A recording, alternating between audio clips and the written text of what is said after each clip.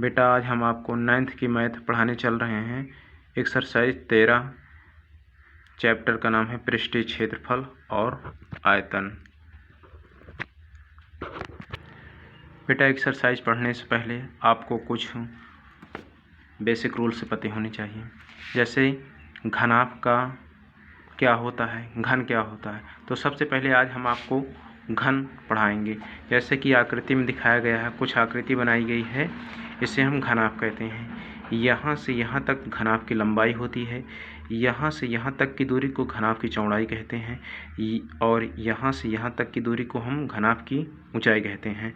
घनाभ में बेटा 6 फलक होते हैं, जैसे 1 2 3 4 और 5 1 6, ये 6 फलक होते हैं। बेटा घनाभ का आयतन का फार्मूला क्या होता है? घनाभ का आयतन बराबर होता है लंबाई गुणे चौड़ाई गुणे ऊंचाई। लंबाई को L से प्रदर्शित करते हैं, चौड़ाई को B से, ऊंचाई को H से। तो घनाभ का आयतन बेटा क्या बना? लंबाई गुणे चौड़ाई गुणे ऊंचाई। बेटा इसका यूनिट लगाते हैं, या सेंटीमीटर क्यूब रहता है या मीटर क्यूब रहता है।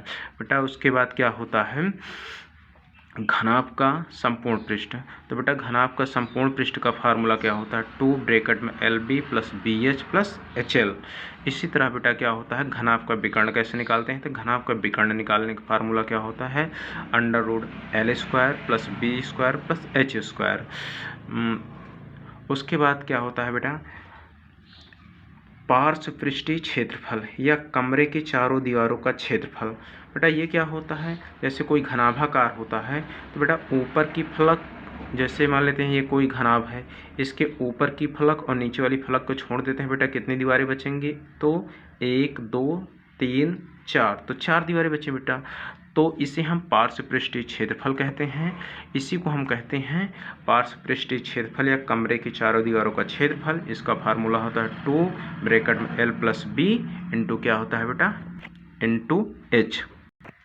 तो बेटा प्रश्नावली 13.1 का पहला क्वेश्चन, 1.5 मीटर लंबा, 1.25 मीटर चौड़ा और 65 सेंटीमीटर गहरा प्लास्टिक का एक डिब्बा बनाया जाना है। इसे ऊपर से खुला रखना है। प्लास्टिक शीट की मोटाई को नगण्य मानते हुए निर्धारित कीजिए। पहला क्वेश्चन बेटा क्या कह रहा है? डिब्बा बनाने के लिए आवश्यक प्लास्टिक का क्षेत्रफल। दूसरा क्वेश्चन क्या है बेटा? इस शीट का मूल्य यदि 1 मीटर स्क्वायर की दर से हो तो 20 रुपये का मूल्य क्या? तो 20 रुपये का क्या होगा? तो मान लेते हैं बेटा कोई ये प्लास्टिक का डिब्बा है। प्लास्टिक के डिब्बे की लंबाई को हम इसको मान लेते हैं 1.5 मीटर है। चौड़ाई क्या हो जाएगी बेटा? 1.25 मीटर। और ऊंचाई कितना है बेटा? 65 सेंटीमीटर। ये आपकी चौड़ाई हो जाएगी। तो बेटा इसमें क्या क्या दिया है? तो सबसे पहले प्लास्टिक के डिब्बे की लंबाई, प्लास्टिक के डिब्बे की लंबाई 1.5 मीटर,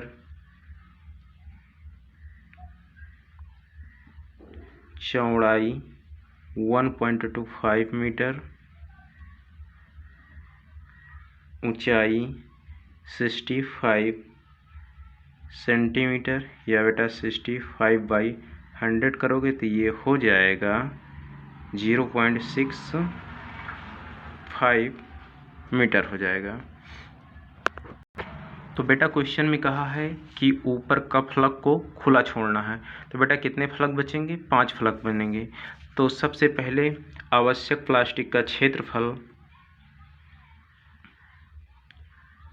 आवश्यक प्लास्टिक का क्षेत्रफल हो जाएगा कमरे के चारों दीवारों का क्षेत्रफल, कमरे के चारों दीवारों का क्षेत्रफल प्लस आधार का क्षेत्रफल। तो कमरे की चारों दीवारों का क्षेत्रफल का बेटा फार्मूला भी बताया गया था, 2 ब्रैकेट में L + B × H। बेटा आधार क्या है? आधार तो देखा जाए तो आयताकार है, तो बटे में आयत का क्षेत्रफल क्या होता है बेटा? लंबाई गुणे चौड़ाई, L × B। तो सभी वैल्यू रख देते हैं बेटा। 2 ब्रैकेट में 1.5 + 1.25, H का मान कितना है बेटा? 6.5 और प्लस 1.5 × 1.25। बेटा इसका जब इसका मल्टीप्लाई करेंगे तो ये हो जाएगा 1.30, ब्रैकेट में ये दोनों ऐड होगा तो हो जाएगा 2.75 और प्लस इसका जब मल्टीप्लाई होगा तो ये हो जाएगा 1.875। तो बेटा इसको मल्टीप्लाई करेंगे तो और इसको ऐड करेंगे तो ये आ जाएगा 5.45 मीटर स्क्वायर। बेटा पहले क्वेश्चन में एक तो आंसर ही आ गया। बेटा दूसरे क्वेश्चन में क्या कहा है? 1 मीटर स्क्वायर सीट का मूल्य 20 रुपया। तो बेटा 5.45 मीटर स्क्वायर का मूल बेटा गुणा करा देंगे, 20 × 5.45, तो ये हो जाएगा बेटा 108.00 रुपया। यही आपका बेटा क्या हो जाएगा? आंसर।